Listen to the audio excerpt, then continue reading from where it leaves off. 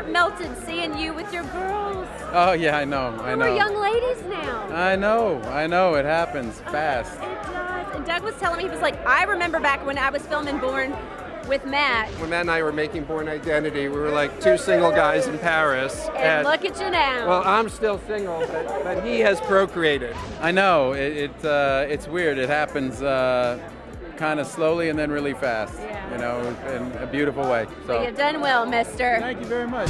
It's your first job? I know what I'm doing. A little late for a career change, ain't it? You'll be 60. Quick question. If I'm giving instructions and they're not doing them, Just say, I have a gun.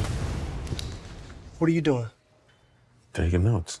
Taking notes on a criminal conspiracy. And your wife did really well making you say yes to this film. Because, you know, I know. Casey told us, you said no, you passed. Whenever I'm writing something or trying to put something together, I think about Matt. He just says no to all of it. So at a certain point, you have to have backups in your head. Wow.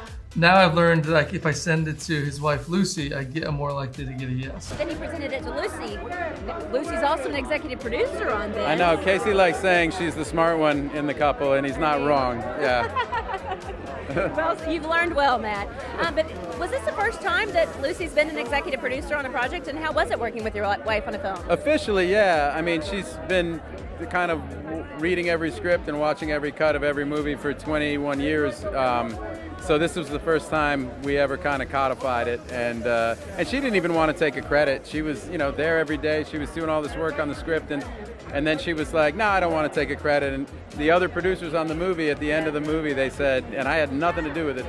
They came like of their own volition and were like, "If you don't take a credit, we're not taking a credit." That's so incredible. very sweet, and she took it. She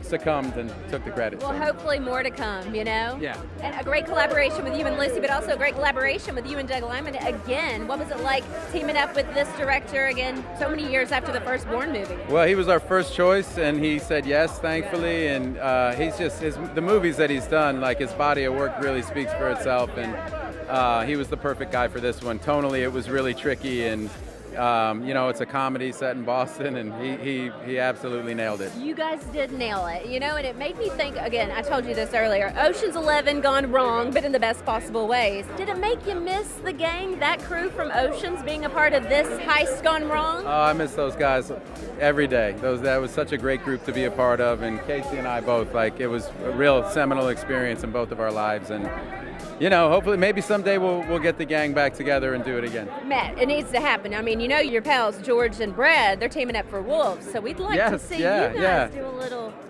successful heist. I know, they kicked out the other 9 people on that one. I don't know what. Guys, what are you thinking? They're just being selfish, you know. This year marks the 25th anniversary of The Talented Mr. Ripley. When you think back to that time working on that film, what do you remember most? What do you remember about your time working with Gwyneth and Jude? Oh man, 2 of the best actors I've ever worked with still, 25 years later. They're both amazing. Kate Blanchett as well, Philip Seymour Hoffman. I mean, it was a monster cast in that movie, and we were all really young and had the most amazing director, Anthony Minghella, and I have nothing but like incredible memories about that experience. It was a real important experience at a really early point in my career. Memories. I think you were making some good memories in Copenhagen here recently. Yes, yeah. I mean, what a crew! A bunch of girl dads out there. You, Jeremy Strong, Bradley Cooper. Yeah. How fun was that sharing in that time in that outing with your family? It was a lot of fun. It was really special. I'd never been there. It's a city I've always wanted to go to, and so I had the chance and jumped at it with those guys. And Did it was that all lovely. happen because of Wordle? Because you and Bradley are on a Wordle group, right? Bradley left our Wordle group. Yeah, Bradley. What? Well, he was a little busy with Maestro. You know, I mean, he had a hall pass because he had a pretty